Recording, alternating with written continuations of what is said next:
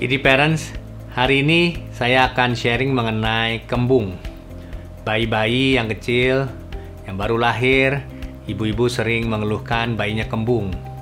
Anak-anak umur di bawah 10 tahun juga kadang-kadang datang dengan keluhan kembung. Anak-anak remaja juga demikian, sering dibawa karena kembung. Kenapa terjadi kembung? Kembung memang biasanya karena udara yang berlebihan di dalam saluran cerna. Nah, rasa kembung ini membuat anak tidak nyaman, membuat rasa sakit, kadang-kadang sakit perut, dan anak akan sendawa mengeluarkan udara dari perutnya. Nah, keadaan ini akan kita bahas apa sebabnya dan bagaimana menghindari agar anak tidak kembung.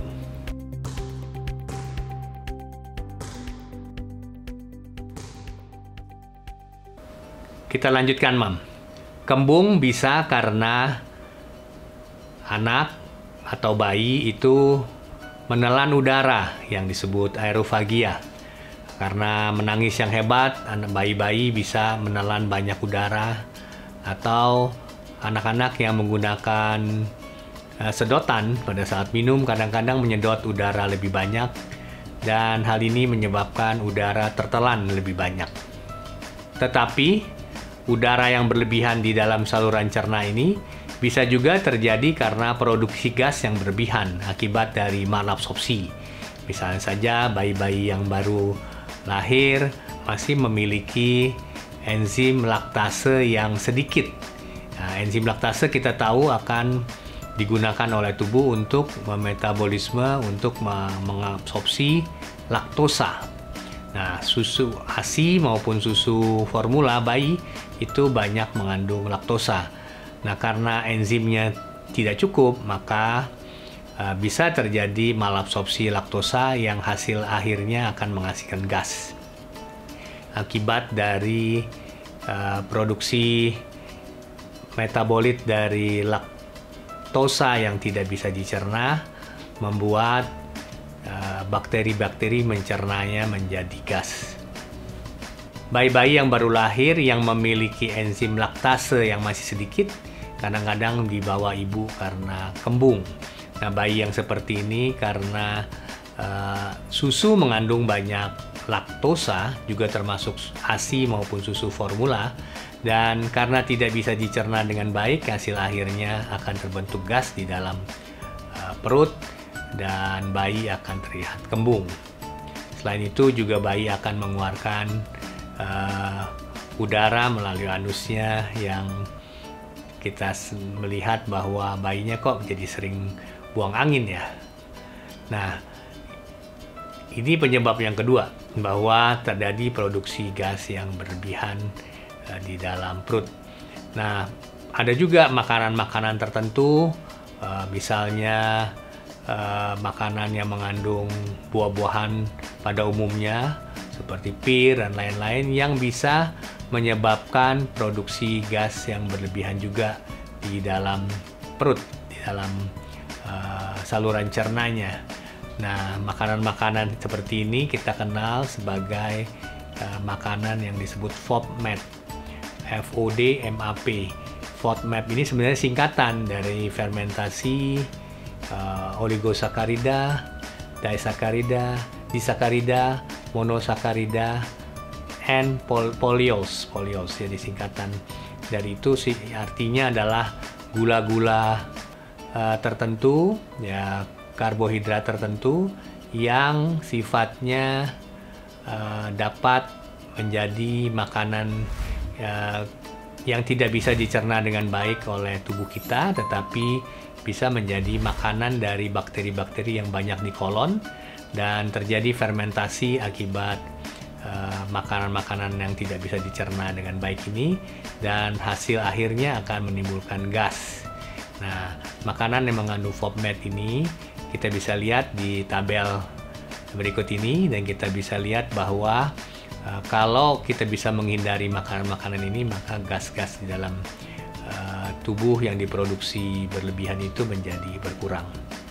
Penyebab ketiga adalah kadang-kadang bisa terjadi penyakit, misalnya ususnya terhambat, tidak bisa mengalirkan makanan dengan baik, akibatnya terjadi hambatan aliran makanan di dalam usus, anaknya akan kembung. Nah, biasanya ini pada saluran cerna bagian bawah, misalnya di usus halus atau di usus halus bagian yang disebut ilium, atau di usus besar, terutama di usus besar yang akan menyebabkan penumpukan makanan, cairan, dan juga gas di dalam perut yang akan akhirnya terlihat sebagai kembung. Nah, ini adalah 3 penyebab umumnya anak itu mengalami kembung, tetapi tidak terbatas pada 3 hal ini saja, tapi keadaan motilitas, keadaan stres juga bisa menyebabkan seorang anak itu menjadi kembung. Gangguan motilitas yang terlambat gerakan ususnya juga bisa membuat anak itu kembung, seperti misalnya pada anak-anak yang dengan IBS, ya, Irritable Bowel Syndrome, seringkali juga disertai kembung. Pada anak-anak yang dengan konstipasi karena aliran udara tidak lancar, anak tidak bisa buang air besar dengan lancar, juga bisa mengeluh adanya kembung ini. Nah, bagaimana kita bisa menghindari anak-anak atau bayi tidak kembung kalau kita temukan sehari-hari? Hal yang bisa mudah dilakukan di rumah adalah misalnya bayi-bayi yang baru lahir yang mengalami kembung itu sebenarnya masih normal. Tidak perlu dilakukan apa-apa, tidak perlu diganti susunya. Tetapi bila berlebihan, bila sangat hebat, dokter bisa mempertimbangkan untuk mengganti dengan susu yang bebas laktosa untuk sementara sambil menunggu enzim laktasenya bertambah banyak dan bisa membaik sendiri, dan diganti ke susu yang biasa, susu ASI biasa. Tapi pada umumnya ASI dan susu formula atau susu formula yang diberikan itu tidak perlu diganti karena bisa membaik dengan sendirinya asal tidak mengganggu secara umum bayinya. Pada anak-anak yang lebih besar mungkin kita perlu memperhatikan jangan diberikan misalnya pemberian permen karet, karena permen karet juga mengandung polyols yang xylitols yang bisa mengganggu membuat produksi dari gas itu berlebihan di dalam perut, ya.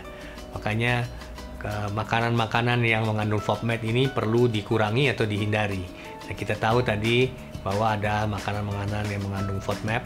Nah, kalau kita bisa menghindari makanan-makanan seperti itu, dan kembungnya bisa tertolong. Pada anak-anak yang punya masalah sekolah atau mempunyai masalah dengan temannya, itu harus dibereskan agar stres pada anak itu bisa dihilangkan atau dikurangi paling tidak, dan menyebabkan anak itu bisa bebas dari kembung. Nah, ini adalah beberapa hal yang penting. Ini adalah beberapa hal yang bisa dilakukan di rumah bila anak kembung. Tetapi bila dengan cara sederhana ini tidak berhasil, maka sudah waktunya anak dibawa ke dokter.